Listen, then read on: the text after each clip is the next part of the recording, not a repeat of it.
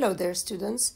As promised, I will talk to you today about the past simple, le prétérit en anglais.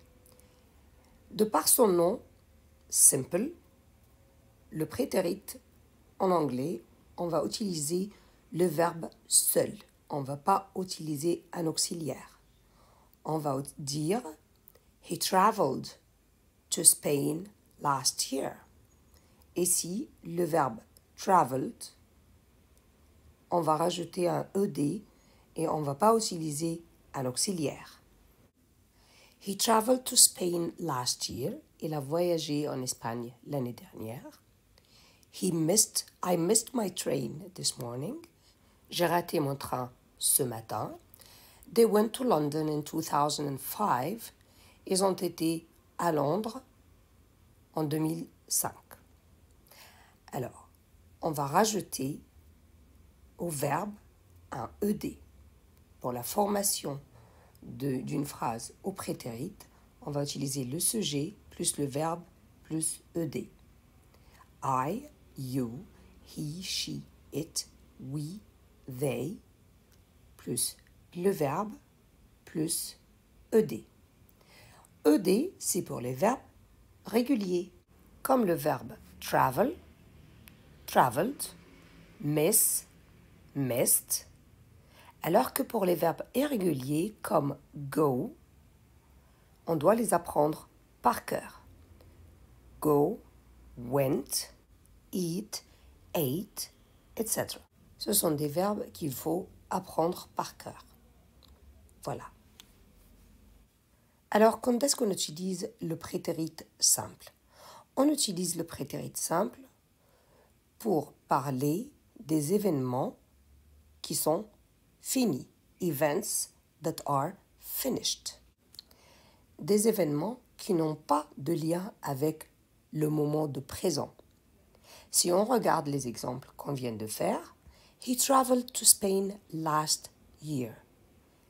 L'année dernière, il n'y a pas de lien, c'est une action qui est dans le passé qui est finie.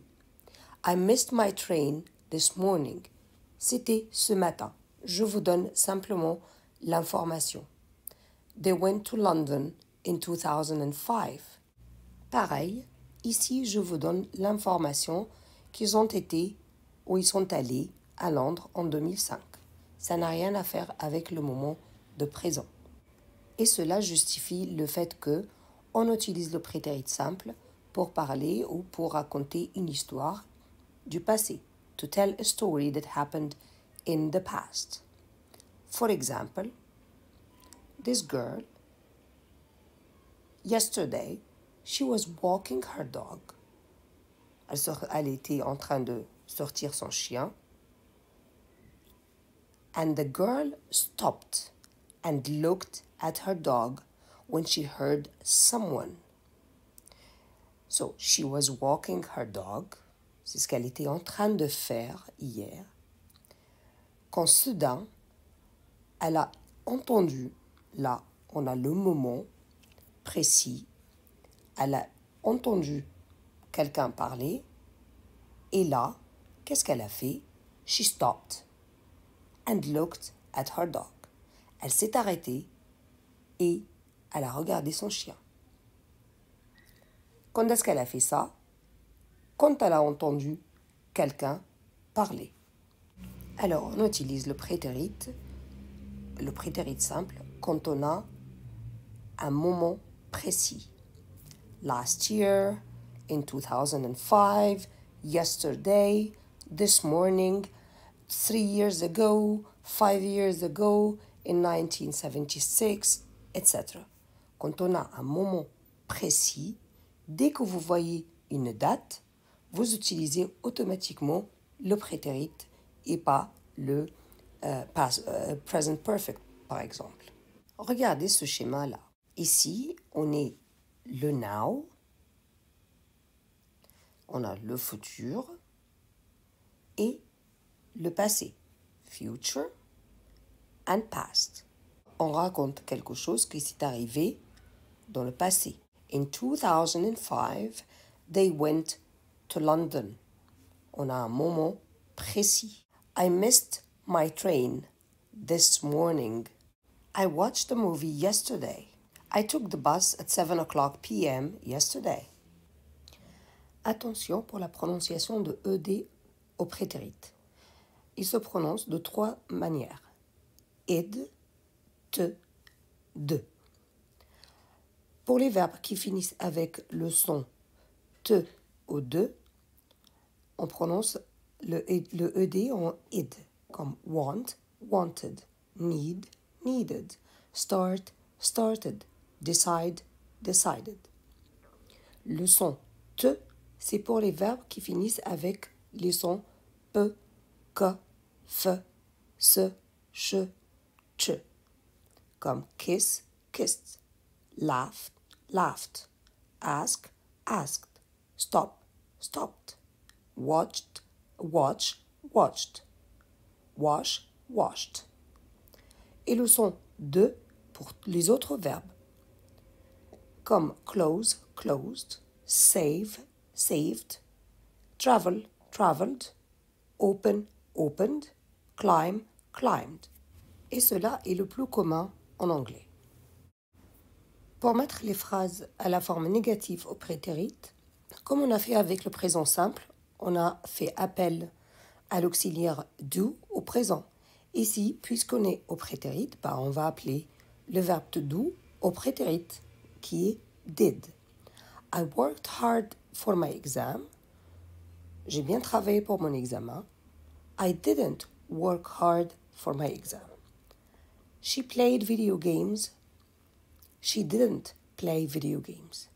They ate their meal yesterday. They didn't eat their meal yesterday.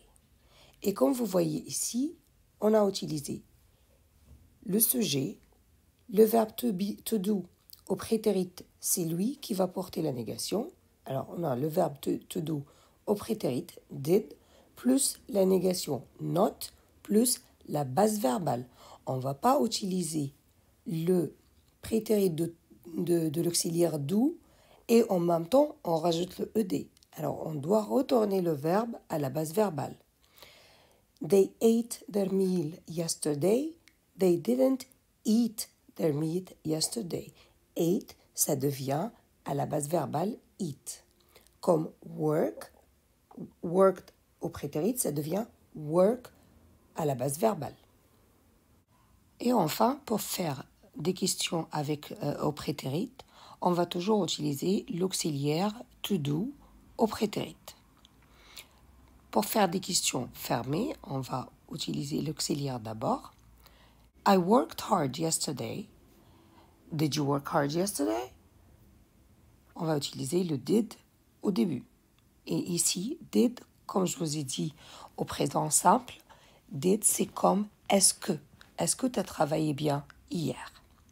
Et si l'on veut faire des questions ouvertes avec les mots en WH, on va placer le mot en WH devant l'auxiliaire did.